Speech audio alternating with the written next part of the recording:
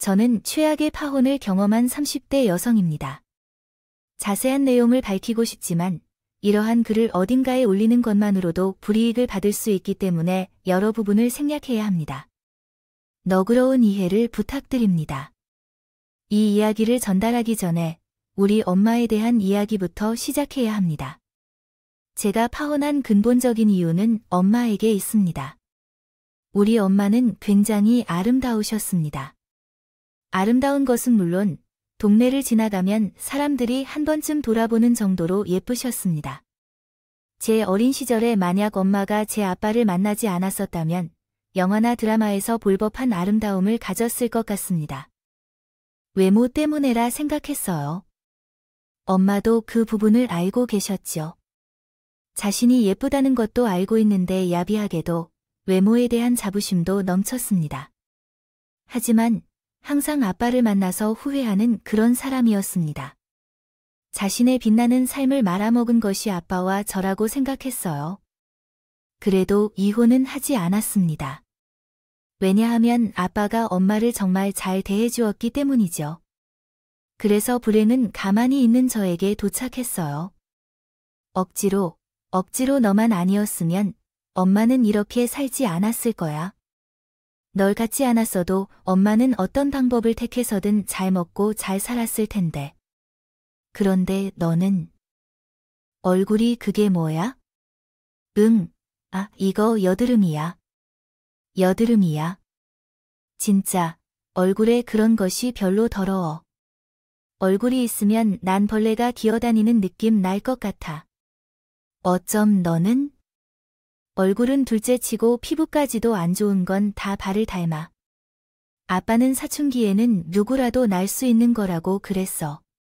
너희 아빠는 어떻게 됐는지 몰라도 난 없었어. 난 그런 거 내 피부 위에 달고 다닌 적도 없다고. 너 세수 안 하면 그럴 법 없어. 세수해. 그리고 세수 자주 하면 더 안 좋다고 그랬는데. 피부 보호막이 있는데 피부가 공부로 되니 그거 이론 아무리 해봐야. 들어봤잖아. 피부는 나처럼 타고나는 것이라고 하지. 너를 보는 순간 난 답답해지고 머리만 아프니까 얼른 씻거나 뭐 그런 걸 해야겠어. 내가 너의 얼굴만 보면 한숨이 나와. 여자는 얼굴이 생명이라는데 젠장 이런 일이야. 그만 얘기해야지.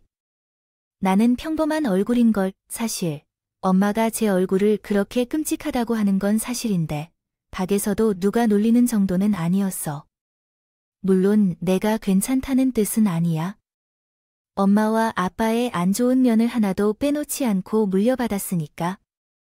내 눈은 옆으로 길게 뻗어 있고 코는 낮고 작았어. 그리고 무엇보다도 피부가 굉장히 안 좋았어.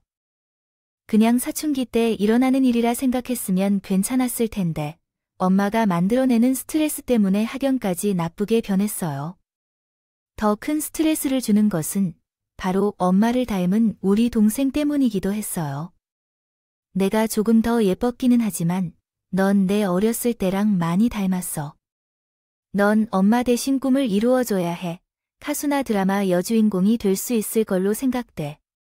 그럼 나는 연기 학원 다닐래? 응, 그래. 우리 작은 딸 하고 싶은 거 다 해. 엄마는 앞으로 너를 위해서 살 거야. 알았지? 엄마, 나는 피아노 학원에 가고 싶어. 피아노. 우리 형편이 둘이 가장 기나? 난 언니가 됐어. 왜 그렇게 욕심 가지니?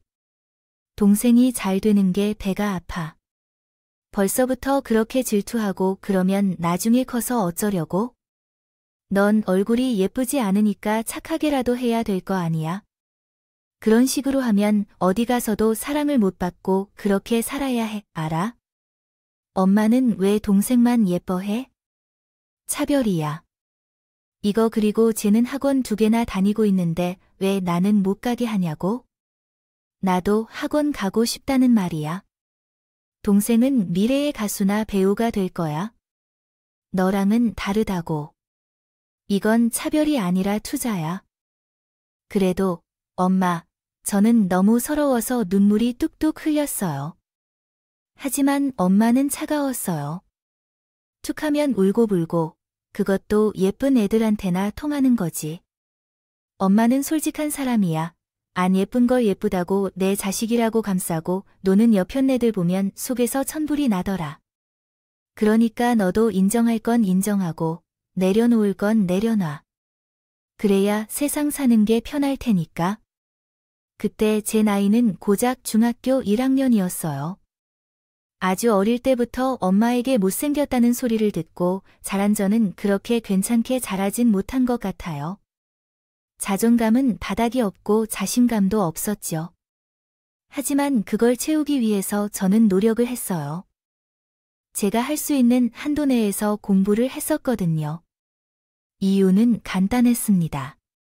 머리가 특별히 좋은 편도 아니었던 저는 오직 엄마에게 칭찬을 받고 싶다는 마음에 밤을 새면서 악착같이 공부를 했던 것이죠. 지금 생각해보면 그렇게 해도 칭찬을 받지 못할 걸 알았을 텐데 그때 저는 어렵고 많이 외로웠거든요. 한마디로 불쌍한 아이였어요. 그런 식으로라도 관심을 받으려고 나름 발버둥을 쳐본 거죠. 하지만 엄마는 크게 변하지 않았습니다. 좋은 성적표를 가져와도 동생을 더 우선시했어요. 엄마, 이번에 반에서 1등 했어. 그래? 잘했네.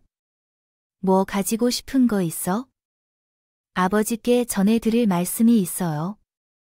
제 수학 성적은 꽤 괜찮은 편이고요. 따라서 과외나 학원은 필요 없을 것 같아요. 다른 친구들은 학원에 다니고 있지만 다들 기본적인 공부만 한다고 해요. 또한 반에서 1등을 했으니 이 정도는 충분히 할 수 있지 않을까요? 동생 때문에 안 된다고 하셨지만 그냥 원하는 문제집이나 사는 살펴보기로 했어요. 중학교 수준의 내용이라 어떻게든 해보려고 하지만 정보 싸움이 되어버리고 있는 것 같아요. 저는 수학이 조금 어려워서 그런데 그래요. 부디 학원을 한번 다녀보면서 다른 선택지를 고려해 보시는 게 어떨까요? 돈이 많이 드는 것도 우리 집 가게 상황을 잘 아시는 분이시니까요. 아버지께서는 능력이 어느 정도까지인지 알고 계신다면 생각해 보시기 바랍니다. 그리고 진심으로 상당히 불편한 일이라고 생각하게 되었네요. 왜 이 집에 시집와서 이렇게 힘든 일을 해야 하는지, 내 얼굴이나 외모 말고 더 좋은 조건을 갖춘 사람을 만날 수도 있었을 텐데. 알겠어. 알겠으니까 그만해. 아빠가 들으면 속상해해. 모르겠니? 엄마는 솔직한 사람이고 부자식도 넘치게 부족한 사람인데 모르겠어. 속상해. 너도 참 그냥 가지고 싶은 것을 말해. 그리고 공부를 잘하는 것은 당연한 거야. 원래 못생긴 사람들이 공부는 잘해. 내가 학교 다닐 때도 그랬어. 엄마 좀 너무한 건 아니야? 나 이제 수험생인데 꼭 그런 식으로 외모에 신경 써야 해? 지금 너의 삶도 중요하겠지만 내 동생은 우리 가족 전체의 삶을 바꿀 기회야. 고작 수험생이라는 이유로 하는 일은 좀 아니야. 또한 똑똑한 척하지 마라. 결국 너도 사회에 나가보면 알게 될 거야. 여자로 태어나서 외모가 얼마나 중요한지. 어렸을 때부터 그 말만 듣고 자랐는데 엄마도 동생에게 너무 기대하지 말아야 해. 개화는 안 가고 매번 친구들과 놀러 다니는 거고. 뭐야, 기집애가 전화하는 거야? 아니야, 학원에 내가 전화를 해야지. 됐다. 그 사람이 그럴 수도 있겠지. 모두 이유가 있으니까 그렇지. 원래 예술하는 사람들이 자유로운 경향이 있지. 근데 너는 자매가 되었는데 엄마에게 이야기해야 하느냐? 정말 성적으로 고약하다. 그때부터였어요. 제가 엄마에게 더 이상 무언가를 바라지 않게 된 거죠. 엄마는 항상 동생만을 예뻐했고, 동생은 거만해져서 저를 무시했고, 아빠는 잘못된 것을 알고도 비판을 하지 않았어요. 이렇게 나에게 가족은 제 인생에서 가장 무거운 존재였어요. 그 안에서 결국 할 수 있었던 것은 공부뿐이었어요. 하지만 그것조차 순탄한 것은 아니었죠. 앞서 언급한 대로 엄마는 제게 조금의 투자도 할 생각이 없어서 그래요. 태학이야, 꼭 가야 해. 장학금을 받던가 조금 덜 경쟁적인 대학에 들어가면 되는 거 아니야? 넌 왜 그렇게 욕심이 많아? 엄마가 말한 것 다 어디로 들은 거니? 엄마는 남들 못 가게 하는 곳이라고 했어. 등록금만 지원해주면 나머지는 내가 처리할 테니까. 알아서 그때 다른 이야기 하려고 하지 마. 내 동생은 지금 연기와 음악 활동을 하면서 돌봐야 할 일도 있어. 그런 상황에서 돈 문제로 한 달씩 미루고 있는데 어머니 왜 이렇게 큰 소리를 지르는 거야? 대학 나와서 취직할 생각 좀 해봐. 못하는 사람들이 많고 결국 결혼하고 아이를 낳고 끝나는 게 여자의 삶이라고 말할 수 있지만 왜 반드시 대학을 가야 하는지 이해할 수 없어요. 시집에 갈 예정이라면 왜 그렇게 수고를 해야 하는지요? 진짜 내 엄마도 정말 낯설어요. 그래서 나는 나와 같은 사람이 어떻게 나왔는지 궁금해했습니다. 결국 그날 나는 엄마와 심하게 싸웠고 아빠가 다른 사람에게 빌린 돈으로 등록금을 마련해 주었습니다. 아빠는 너무 미안하다고 했지만 결국은 엄마에게 비밀로 하라는 말을 했고요. 제 처지와 입장상 그 이후로 더 많이 애써 살아왔습니다. 실제로 장학금도 받았고 취업 준비도 동시에 진행했습니다. 졸업한 뒤에 방송 관련 일을 하게 되었습니다. 그 일은 힘들었지만 높은 연봉을 받는 꽤 괜찮은 직업이었습니다. 그런데 그때 문제가 생겼어요. 바로 내 귀여운 여동생이 임신을 했거든요. 그날 엄마의 모습이 지금도 생각나요. 그렇게 서럽게 우는 모습을 한 번도 본 적이 없어서 모르는 사람이 보면 자식을 어미처럼 봤을지도 모르겠네요. 미쳤어. 넌 내 아이를 구속할 뿐 아니라 나도 미쳤어. 엄마가 나 아이를 낳고 그냥 살고 싶어. 그러면 안 돼. 차라리 날 죽여야지 내가. 너는 어떻게 이런 모습을 보이게 됐는지 이해할 수 없어.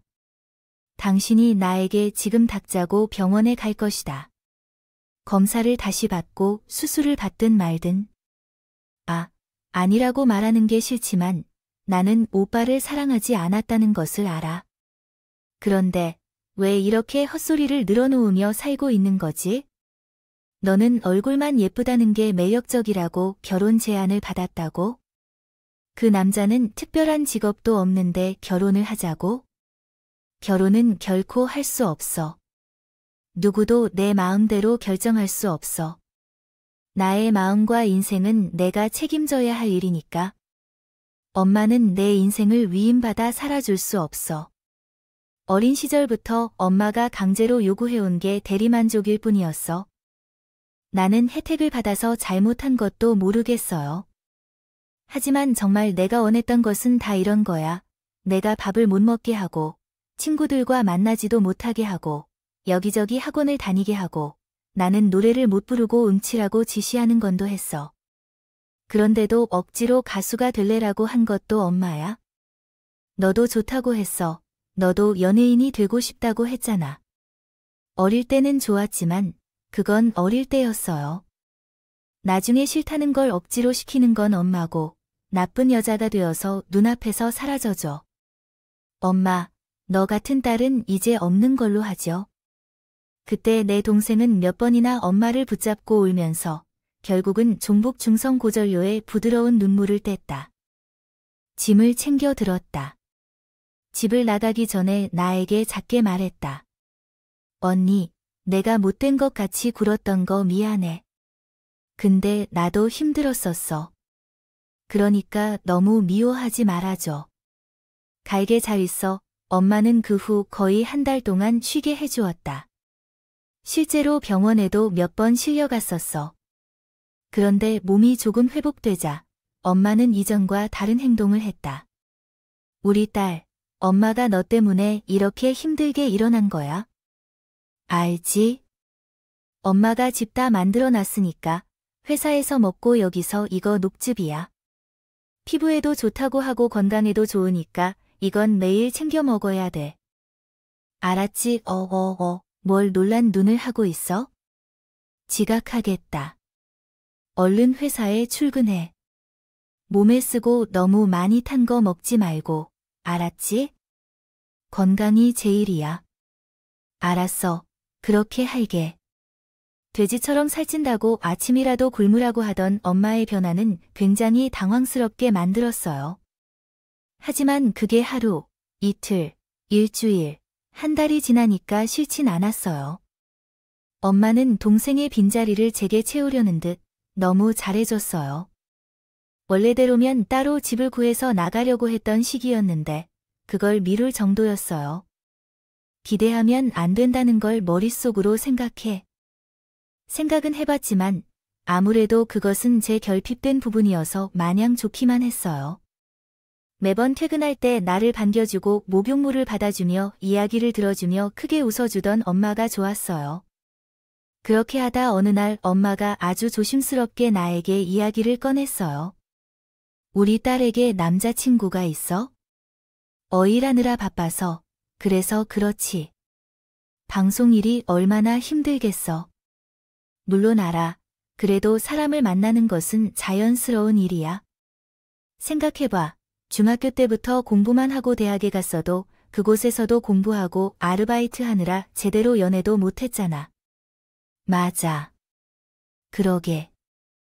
엄마가 싫어하는 분이 당신에 대해 매우 좋은 평가를 내렸다고 하더라도 나는 엄마의 주변 사람들과 만난 적이 없습니다. 맞아. 그는 접촉을 통해 인사를 주었을 뿐입니다. 내가 기억할 거야.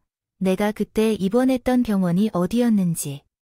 근데 누구였지? 그 병원 의사인 그 할아버지 같은 분이었지. 적어도 60대로 보여졌는데 아니면 70대인지도 모르겠어. 그 작은 지방 병원에서 4가지 전공 분야를 볼 수 있었어. 그 규모였고 2번 이상 본 기억이 남아 있었습니다. 아래로부터 위로 보는 모습을 불편하게 느꼈어요. 어머, 내가 미쳤어. 그 의사 말고 아들. 그것도 막내 아들. 난 본 적이 없잖아. 있어 없지. 하지만 의사 선생님이 너를 좋게 보셨다고 해서 그렇지 않을까? 그 막내도 공부를 잘 한다고 했던 것 같아요. 직업도 안정적이고 그 정도면 너무 좋은 조건 아닐까, 엄마? 그런데 의사면 우리 집과 수준 차이가 날 거라고 했잖아요. 그런 건 절대 안 보는 깨어있는 분이라고 하더라. 너의 행동과 인사의 매력을 느꼈는데 딱 막내 짝이라고 생각했어요. 난 좀 부담스럽다고 생각해요. 이거 선이잖아. 소개팅이 아니라. 너 나 이제 조금 있으면 30이야. 선이든 소개팅이든 많이 만나봐야 사람을 보는 눈도 기를 수 있는 거고 엄마가 의사 선생님한테 치료받았던 것을 생각해봐. 이런 말이 나왔으면 엄마 최면을 파서라도. 응, 그래도 엄마, 나는 자연스럽게 그게 가능해. 매번 야근을 하고 편집하다가 밤이나 새면서 그냥 그런 부담이 안 되는 거야. 그냥 밥이나 먹는 수준이라고 생각해도 되는 거지. 그럼 우리 딸 역시 내가 진짜 딸을 잘 두었네. 엄마가 너무 고마워. 우리 딸 너무너무 사랑해. 엄마가 그때 입고 나갈 옷은 사줘도 된다. 구두도 필요할 것 같습니다. 그래, 그럼 머리도 하고. 솔직히 썩 마음에 들지는 않았고 일단 만나보니 부담스러웠어요. 그 사람을 보고 확실히 깨달았어요. 엄마가 왜 그 사람을 마음에 들어 했는지 이해가 가더라고요. 일단 얼굴이 멋있게 생겼고 키도 굉장히 크고 배려심도 있었습니다. 확실히 좋은 사람이었지만 제게는 별로 마음에 들지 않았어요. 그래서 정중하게 거절했어요. 하지만 그 사람이 계속해서 저를 쫓아왔고 진지하게 만남을 이어가고 싶다고 했어요. 저도 그 사람이 싫은 게 아니었고 엄마의 간절한 부탁도 있어서 몇 번의 식사를 함께 했어요. 하지만 그 사람이 저를 쫓아온 것과는 달리 그렇게 적극적인 만남은 아니었다는 것은 연애 초보인 저도 알 수 있었습니다. 뭔가 의무적인 것 같고 연기하는 것 같기도 한 그런 느낌이었어요. 솔직하게 말해줄 수 없어요. 딱히 저랑 만나는 이유를 모르겠는데, 네, 그렇게 느끼게 했다면 정말 죄송해요. 하지만 제 마음은 진심이거든요. 무엇보다 집안 차이도 나고, 그건 정말 신경 안 쓰셔도 되거든요. 제 아버지가 마음에 들어 하시기도 하고요. 그니까요, 제가 우려하는 부분입니다. 솔직히 까놓고 말씀드려도 될까요? 혹시 억지로 이 자리에 나와서 저를 만나는 건가요? 저는 자꾸 그런 생각이 드는데. 아닙니다. 그 사람이 이전에 연애를 했던 것으로 알려졌는데 헤어짐에 대한 충격이 상당했다고 합니다. 그리고 그 이후로 만남 자체를 꺼렸다가 만나면 좋은 사람이라는 생각에 관심을 갖게 되었다고 하네요. 그래서 놓치기 싫었고 마음 정리가 덜 된 상태로 보였다고 사과했어요. 솔직한 이야기를 해줘서 고맙지만 마음을 정리한 뒤 만나는 것이 서로에 대한 예의라고 생각해요. 그렇지 않겠어요. 제가 괜찮다면 고려해보겠지만 현재 상황은 그 사람과의 만남이 바람직하지 않다고 생각해요. 끊어져도 겉하지만 그 후로 계속해서 나를 찾아왔고 내가 일하는 곳에도 종종 오곤 했어요. 처음에는 불편했지만 엄마는 그를 친구처럼 대하는 것도 나쁘지 않다고 설득을 하였고 그래서 우리의 만남은 더 길게 이어지게 되었죠. 처음에는 친구 관계로 1년을 보내고 다시 연인 관계로 1년을 보냈고 자연스럽게 결혼 이야기가 오가기 시작했습니다. 그때는 이미 30을 넘은 나이였기에 당연한 순서로 진행되었습니다. 사실 연애 중간중간에 가끔 남자친구의 아버지를 만나는데 그때와는 확연히 다른 이미지가 있었어요. 처음에는 나를 관찰하듯 바라보는 눈이 불편했지만 다시 만나게 된 후에는 특별하게 친절하게 대해주셨거든요. 그의 카리스마는 우리 아버지와는 다르게 느껴졌고 자식들을 차별적으로 대하지 않았습니다. 아버지께서는 엄격하게 가르쳐 주셔서 많은 영향을 받았습니다. 아버지께서는 정말 멋진 분이세요. 하지만 아버지는 조금 우유부단하신 편이셨어요. 그런가 하면 엄격하셨어요. 어릴 적부터 엄격하신 면이 있었죠. 물론 형제도 그런 환경에서 자랐어요. 그렇기 때문에 아버지도 의사가 되셨다는 이야기를 많이 들었습니다. 우리 어머니도 의사이셨어요. 정말로 그런 환경이었죠. 하지만 어머니에 관한 이야기는 거의 들을 수 없었어요. 사실 부모님은 이혼하셨어요. 개인적인 이유 때문이었죠. 아, 그러구나. 그러나 일반적으로 가게가 대대로 의사일 경우에는 아들들 사이에도 의사가 될 가능성이 있을 텐데 우리 집은 그렇지 않았어요. 대략 어떤 면에서는 자유로웠던 것 같아요. 진심으로 열린 분이세요. 멋지세요. 하지만 그럼에도 날 무엇을 보고 좋아하셨을까요? 얼굴도 그냥 그런 편이고 직업도 나쁘지 않은 편이지만 의사는 아니고요.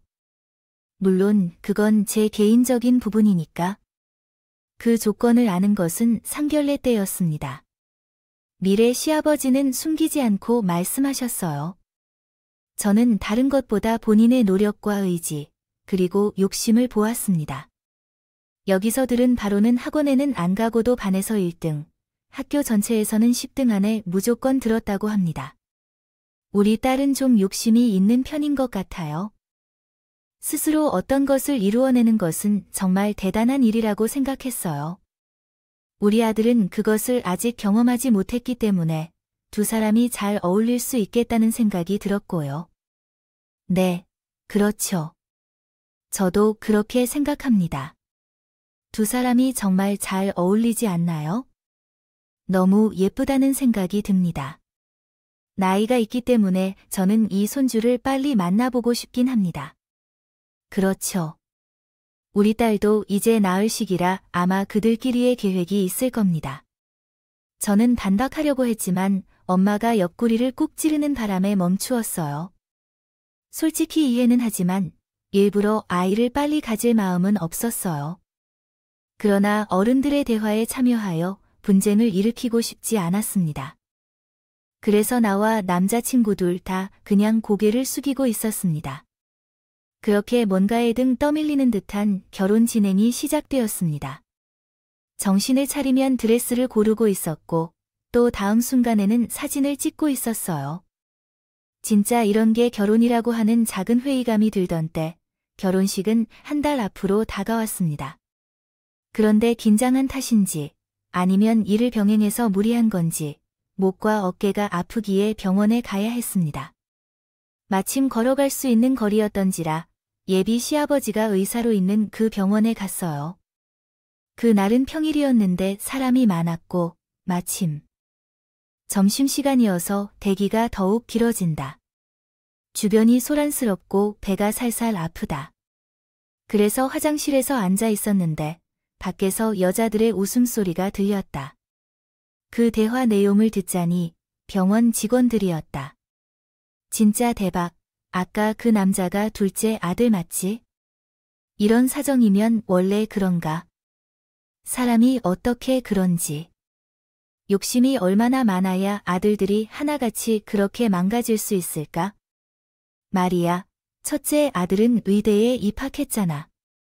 그러나 피를 보는 것을 무서워해하도 강요를 받으니 결국 졸업도 못하고 정신적으로 고통받고 있다. 다들 쉬쉬하는데도 안다. 어제까지 찾아온 둘째는 더 끔찍하지 않아? 나도 현장에서 들었잖아. 멀쩡한 가정이용까지 시켰다고 했지. 그것도 2번이나. 손자 못 낳았다고 이혼시키는 시아버지라니. 진짜 끔찍하다. 이번에는 막내, 그 잘생긴 막내 아들도 결혼한다고 하더라. 청첩장을 받았지. 방송국 다닌다고 뭐 똑똑한 며느리라고 좋아 죽는데. 와, 그 여자는 이런 상황 아무것도 모르고 결혼하는 거겠지. 자식들을 의사 못 시켰으니 그 손자라도 의사로 만들려고 하는 그 목적 말이야. 아니, 근데 웃기지 않냐? 그럼 의사인 여자랑 결혼시키든가. 그게 가능하냐? 의사들 사이에서는 이미 손은 파다한데 첫째 망가졌을 때부터 혼담이 뚝 끊겨서 의사들은 그 집에는 결코 가지 않을 거야. 정말 미친 거 아니냐? 게다가 똑똑하고 의사가 되고 싶다는 손자를 낳으려고 출산을 몇 번이나 해야 하는지도 몰라. 내가 의사면 그냥 혼자 살지. 진짜 소름 끼친다. 그 아들들도 다 신기루인 직공리라는데. 무슨 수를 써서 대대로 의사가 됐다고 해서 믿으라고 하면 만들자고 하면서 여자들을 그렇게 망치는 사람이 내 시아버지면 솔직히 소름 끼칠 것 같아. 며느리가 아니라 거의 대리모 수준이지 않니? 그 잘생긴 막내는 좀 아까워서 그 소문을 듣고는 바로 마음을 접을래. 그 여자가 너무 불쌍해. 그 정도의 능력이라면 정말 가엾어. 저는 그 여자들이 떠난 뒤에도 한참 있다가 화장실 밖으로 나올 수 있었습니다. 꿈인가 싶을 정도로 상식적이지 않은 상황이라서 다리에 힘이 풀려버렸거든요. 어깨와 목이 아픈 것도 있고 일단 남자친구를 불렀습니다. 병원 정문에서 그 사람과 마주친 순간 전 남자친구의 뺨을 때렸어요. 놀란 그 사람이 이유를 물었을 때 저는 앞서 일어난 일들을 순서대로 설명했습니다. 아니라고 오해하지 말라고 하려고 했지만 그는 답변 대신 고개를 떨군 거예요. 뭐야, 그게 정말이었어? 그래서 형들 이야기를 잘 안 한 게야? 자기야, 오빠도 똑같은 마음을 가지고 있어. 의사의 아들이라도 만나고 싶어서, 그래서 오빠도 아버님처럼 자녀들을 사랑하고 키우고 싶은 거야. 그런 생각은 전혀 아니야. 정말 믿어줘. 어차피 아버님의 의지대로 내와 결혼하려는 건 맞았어. 처음에는 맞아 이야기를 했지만 지금은 아니야.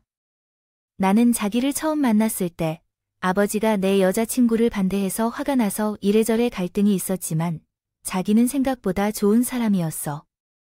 아버지가 그 사람을 반대한 이유는 혹시 그 사람이 똑똑하지 않다고 생각해서일 수도 있어.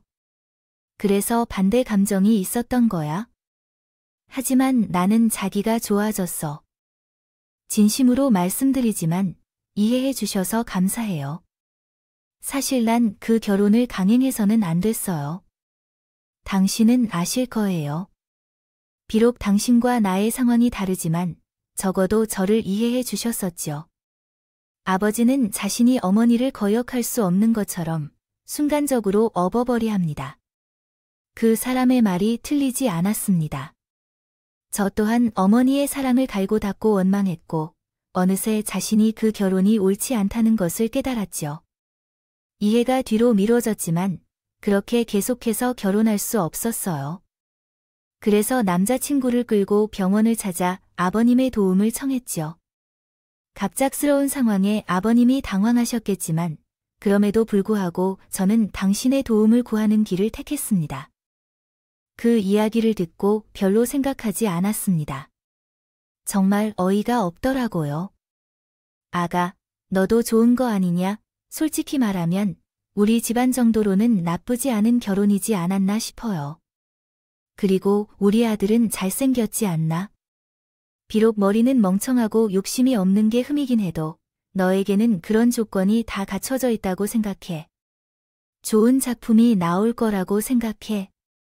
작품이라면 지금 설마 아이라고 하면 무슨 차이가 있겠어? 사람이든 작품이든 결국 물려받고 이어지는 거잖아. 그리고 조건이란 건 상대적인 게 맞아.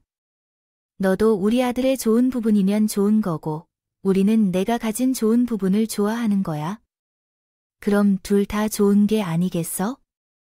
이건 아닌 거죠. 저는 대리모도가 아닙니다. 이렇게 사람을 취급하다 보니 똑똑한 사람들은 싫어합니다.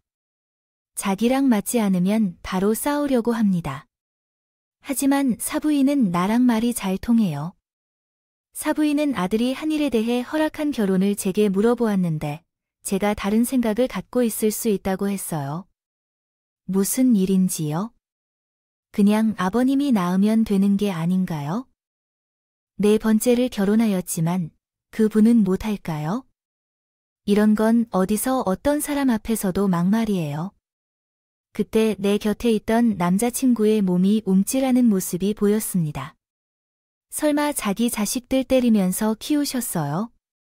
자기야, 그래 좀 때렸지. 특히 막내는 내게 많이 혼이 났죠. 내가 더 제대로 해야 했는데 유키하고 멍청해서 밥도 굶겼고 침대도 치워버렸어요. 그렇게 해도 그 녀석은 멍청한지. 에이미 아버지, 봐라. 아직도 유약해서 어미 소리만 나오면 낑낑거리는 개새끼처럼 우는구나 하며 순간 아버님의 멱살을 잡았고 남자친구는 그런 저와 아버님 사이에 끼었습니다. 정말 여자든 뭐든 상관없이 나를 때리려는 모습을 보였던 겁니다. 하지만 나는 물러나지 않았고 때리면 때렸고 때리는 대신 2번 더 때렸습니다. 자기 자식을 때려 우리 엄마도 그 정도는 아니었어. 이미춘, 좋아. 너 같은 며느리 나도 이제 볼 일 없어. 어디서 어른한테 손을 올리는 건 근본이 없는 상놈 집안이라고 해도 그 노력은 헛되어서 며느리로 삼려고 했지만 어른은 어른다워야지. 당신은 그렇게 살면 죽을 때 자식들이 웃을 거란 걸 알아? 이런 미친 상황에서 나는 그 사람과 남자친구를 동시에 밀치고 머리카락이 엉망이 되었지만 병원을 뛰쳐나왔습니다. 그리고는 저희 집 앞 놀이터에 주저앉아 엉엉 울었어요. 그날 사랑하는 사람을 잃었고 배신당했고 더구나 그게 엄마와 관련이 있다는 사실만으로도 너무 힘들었거든요. 그렇게 한참을 울다가 퉁퉁 부은 얼굴로 집에 들어갔을 때 엄마는 벼락처럼 제게 소리쳤습니다. 아빠는 놀라서 엄마를 말렸지만 저를 잡아먹을 듯이 달려들었어요. 내가 이런 식으로 내 뒤통수를 쳐 특가 자존심 하나 버리지 못해서 이 사다리를 낫게 해 너 머리에 총 맞았어. 오냐오냐 해주니까 눈에 뵈는 게 없어. 넌 뭘 믿고 까불어. 그깟 돈 몇 푼 버는 거? 그 집은 태대로 의사집 아니야. 멍청아. 우리가 어떻게 그런 집안에 살 수 있겠어? 당장 나가서 빌어 울어 꿇어. 싫어. 뭐 정말 엄마가 그렇게 그 집이 좋으면 그 사람 결혼하면 되겠네. 매번 그렇게 애가 잡히고 후회한다. 구질구질한 인생 탓, 남편 탓, 자식 탓하면서 살지 말고 그냥 나가서 새로운 출발을 해야 해. 왜 그건 아까워? 엄마는 아빠 곁에 있는 이유가 엄마를 떠받들어 줘서잖아. 그 이유 하나로 불만을 느끼면서도 살고 있는 거잖아. 아니야, 엄마는 날 팔았어. 나는 그 사람한테. 엄마 때문에 쪽팔리는 거야? 엄마가 뭘 원하나요? 손녀가 예쁘게 자라는 게 거지요. 맞아요. 맞아. 문제가 뭐 있어? 아동 모델이나 있고 그래요. 요즘 우리가 아이를 키우는 것도 다르잖아요. 조금씩 도와주면 금방 유명해지고 SNS도 있고요. 엄마한테 말한 그 내용은 다 엄마에게도 전할 거예요. 이렇게 계속 살면 자식들이 엄마가 죽을 때 웃어 알아요. 제발 제 정신 차리세요. 엄마도 이젠 예전처럼 예쁘지 않아요. 엄마 주름도 상당하고 배도 나왔어요. 그리고 눈도 처진 것 같아요. 너희 어머니한테 어머니는 자식에게 30년이 넘도록 그랬어. 둘 다 그만해. 왜 그래? 아버지도 마찬가지야. 아버지도 자식을 키울 자격 없어 착한 척하고 모르는 척하면서도 다정한 척을 하면 결국 가장 중요한 문제가 생기면 한 발 물러설 거라는 거야. 그게 가족이지. 지금 상황을 알아차리고 나면 막아라고 하는 게 아니라 따져봐야 해. 내가 어머니의 딸이기만 하는 게 아니라 아버지의 딸이기도 해야지. 어머니가 나를 이윽고 남들한테 파는 상황일 때 어머니한테라도 한 대 치고 나가야지. 너, 당장 나가. 너도 내 딸이 아니라고. 그래, 그래야 해. 우리 둘 다 잘 먹고 잘 사고, 우리는 더 이상 보지 말아야 해. 하지만 저는 멋지게 퇴장하지 못했다. 결국 엄마에게 머리카락을 잡혀버렸어요. 솔직히 예비 아버지처럼 함께 덤벼서 싸우고 싶었지만 차마 부모님이라서 그렇게 할 수 없었어요. 아무리 머리로 생각해도 부모님이라는 것이 그랬어요. 그래서 그냥 때리면 때리듯이 맞았고 머리카락을 흔들 때는 그냥 잡혀있는 걸 그대로 받았어요. 그런데 그때 아버지가 그런 엄마를 떼어내고 엄마의 뺨을 휘둘렀어요. 정말로 세게 때렸는지 제가 넘어질 뻔했어요. 뒤늦게 상황을 깨닫은 엄마가 소리를 질렀지만 아버지는 놀랍지 않았어요. 어쩜 이래, 내가 다 참아주었잖아. 다 받아주었잖아. 왜 그런 행동을 하시나요? 나를 때릴 자격이 어디 있나요? 만일 아프다면 당신의 딸을 봐주세요. 그 애는 아프지 않을 것 같아요. 자신의 손끝에 가시가 하나 찔리면 죽는 사람이 당신의 딸이 아프다는 걸 볼 수 없겠죠.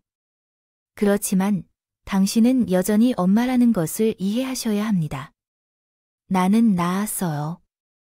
나도 권리가 있어서 참아왔어요. 작은 아이가 나갔을 때도 나는 당신을 이해하려고 노력했어요. 믿었던 딸이라 배신감도 컸을 텐데요. 갑작스런 임신이었으면 얼마나 힘들었을까요?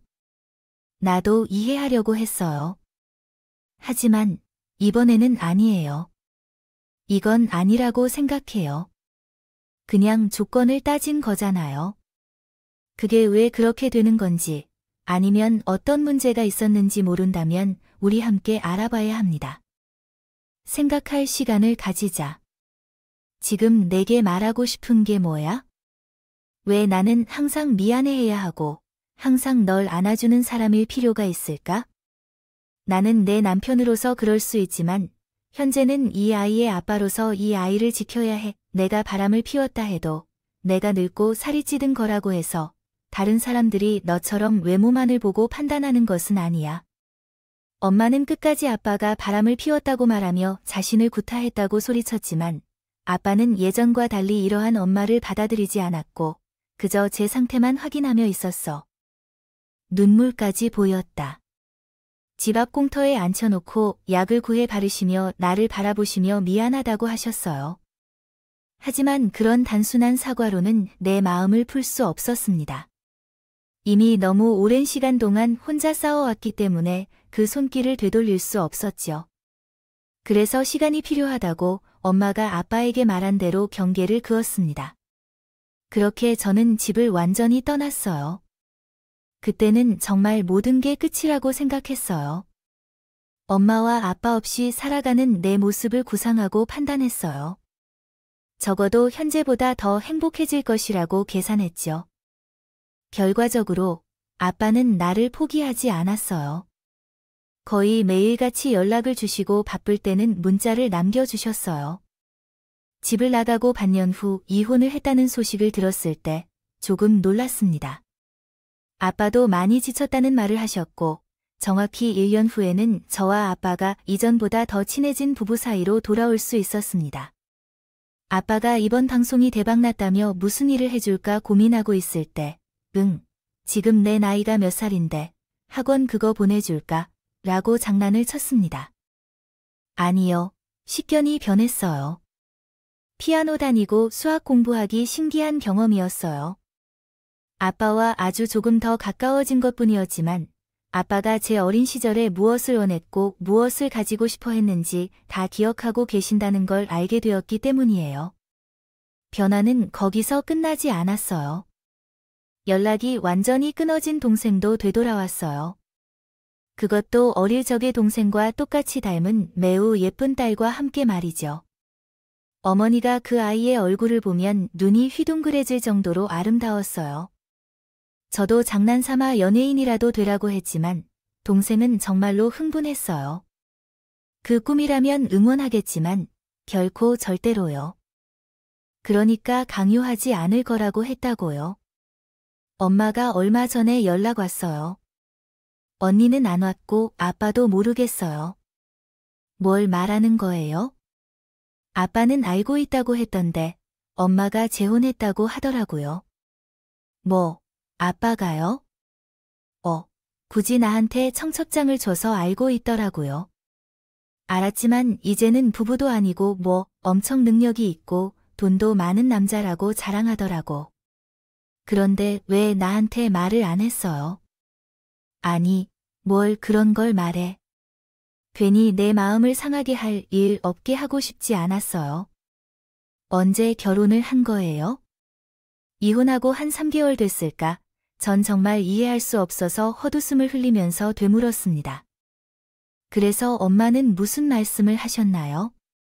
미안하다, 보고 싶다, 힘들다, 후회하다, 이런 식의 말을 하시더니 결국 이혼했다고 하셨대요. 결혼한 지 2달 만에 돈 좀 달라고 하고 쓸 돈이 급하게 필요하다며 빌린 돈을 갚아야 한다고 말씀하더라고요.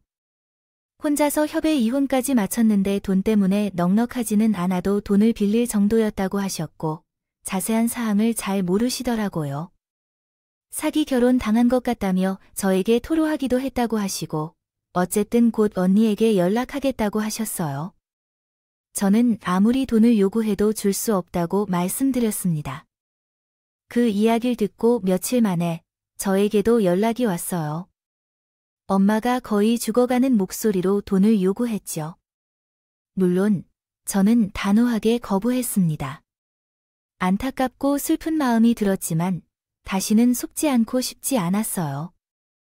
아무리 아플지라도 결국 아빠를 버리고 또 다른 능력 있는 남자를 만났다는 사실에 크게 분개해 있었기 때문이에요. 그럼에도 불구하고 역시나 엄마는 변하지 않았어요. 너 이거도 법에 위배돼.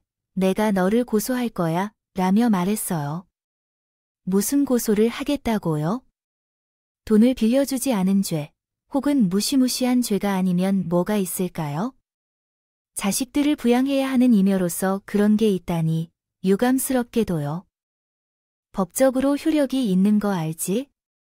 만약 자식이라면 부모를 응당 섬겨야 해. 내가 널 어떻게 키웠는데 그런 말을 하기가 좀 부끄러워.